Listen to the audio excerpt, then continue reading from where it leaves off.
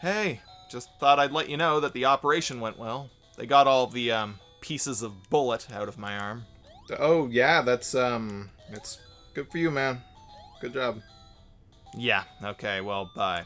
Yeah, I'll be seeing you. Oh, and, I'm sorry about the whole, shooting you in the arm thing. Screw you! Okay, so time for a new review.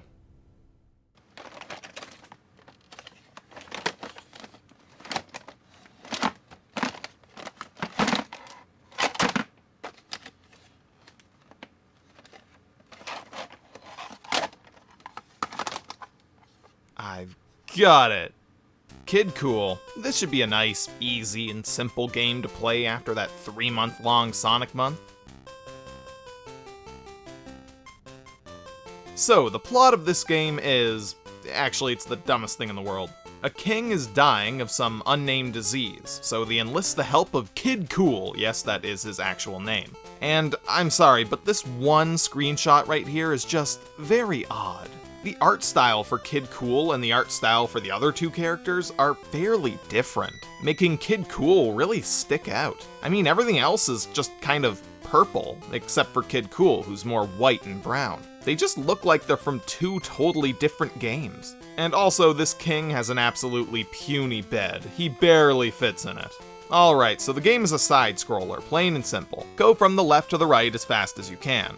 You have 3 in-game days to find a bunch of magical herbs in order to save the king's life before he dies. Depending on how long you take, you apparently get different endings. And I use the word apparently because, well, spoiler alert, I didn't exactly finish this game.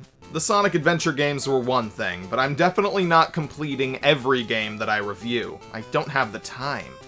Or the heart. Or the patience. The mentality. Or sometimes even the skill. Moving on. The graphics are bland. I mean, just look at them. They're mediocre NES graphics. Maybe that's not being fair, though. The game doesn't really look hideous. It's colorful enough. It's just that I've seen better. But I guess I've also seen a lot worse. One thing I do personally like is that depending on what time the clock in the upper left corner says, the color of the background changes, showing you what time of day it is. You use this to keep track of how many in-game days have passed. But yeah, other than that one graphical detail, there's nothing really else to say. The graphics aren't particularly noteworthy. That doesn't make them bad, they're just not really noteworthy. Same goes for the music, by the way. I'm really struggling to think of anything to say about it. At all. It's almost as if my mind is distracted, thinking about something else. Maybe something I did?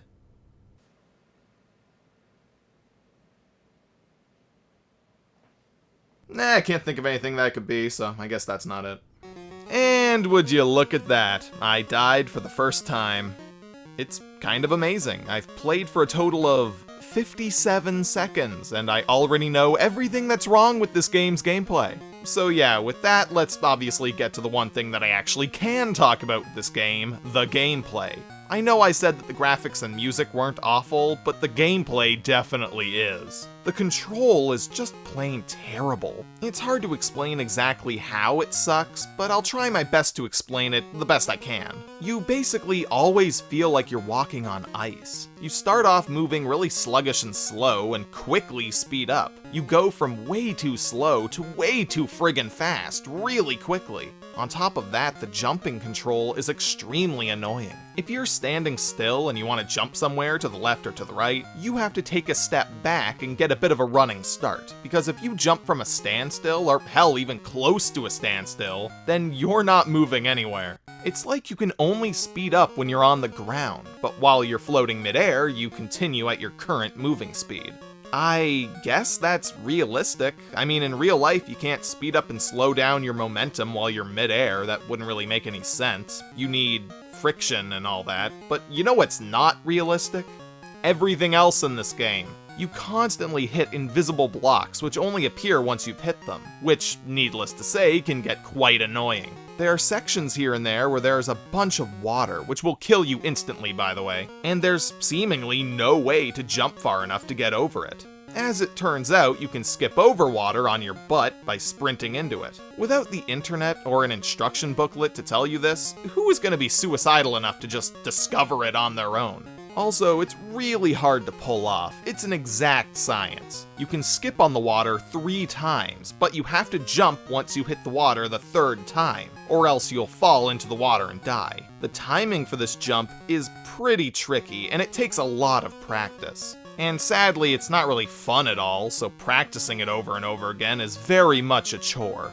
You attack enemies by jumping on them, which is obviously a little tricky sometimes because of the poor jumping controls. Oh, and you have a second attack other than jumping. You sometimes get this little red thing that clings onto you. You can throw it at enemies to kill them, and it also acts as a second hit point. You get this thing by running past certain things in the background. Honestly, I'm not really sure. I just kind of got it every once in a while. It's just... what is it? What is this thing? What sense does it make? Is it the dragon from the box art? Because if so, then the artist who made this really needs an award or something. I mean, terrific job. Oh, actually, it's probably supposed to be this horrendous little creature. Still have no idea what it is, though. Okay, here's an annoying thing about this game, because I know you haven't had enough of that already. When you touch the top or bottom of the screen, it has to transition to another screen. In other games like this, it would just scroll up and down, but not here. Apparently that wasn't within their programming talent. So we get these incredibly clumsy transitions that make the game feel even more clumsy, tedious, and sloppily made. It's especially pleasant to look at when you jump up and just barely touch the top of the screen, so it scrolls up and then immediately scrolls back down again, every time you jump that high. Oh, yeah, that's fair. Yeah, that's totally fair. There wasn't even any way for me to save myself with good reflexes with how the mid-air control works, but it's cool. It was fair. Totally a fair death. Fair. Totally fair. It wasn't fair. When Kid Kool gets hit by an enemy, he looks just hilarious. Like he's just realized all of the mistakes that he's made in his life leading up to this point. He's just absolutely horrified. Whenever you run out of lives and die, the king revives you and you get to try again from the beginning of that level. So, the king is able to bring Kid Kool back to life. If he's able to do that, though, then why the hell is he the sick one who needs help? He's discovered the secret of immortality. This doesn't make any sense. I'm just saying that Kid Kool for the NES might not have been the literary genius that we thought it was. God, some of these jumps are just absolutely brutal. I just can't train myself to get used to this jumping control. I'm constantly going to jump to a platform to my immediate left or right, and then as soon as I leap into the air, I realize, with absolute horror, that I wasn't going fast enough at all to make the jump, even if it's just a really short jump. It's so hard to explain bad controls, but really just take my word for it. This game controls like absolute ass. But hey, despite this, I actually managed to reach the first boss battle. A giant, ugly raisin man. He was extremely easy to defeat, crippling controls aside, and I moved on to World 2-1. God, this game is quite the drag. It really just keeps going. Only on the second world, and the fatigue is already setting in. I haven't even been playing for that long, but it really feels like I have. This level introduces wind that pushes you around. It's about as fun as it looks. If the controls weren't fighting against you enough already, then the wind pitching in should be enough. I gotta say, I'm nearly at the end of my rope. This game is really not good. Why should I even play any further? It's just awful. It controls terribly, it has a dumb plot, lazy enemy designs, mediocre music, and several bad design choices. It's just not good at all. Oh, god damn it. Oh, it was just a fake out. Made me think that I was about to die, but then there was actually some ground down here. Alright, well that's fine, I guess. Let's keep going.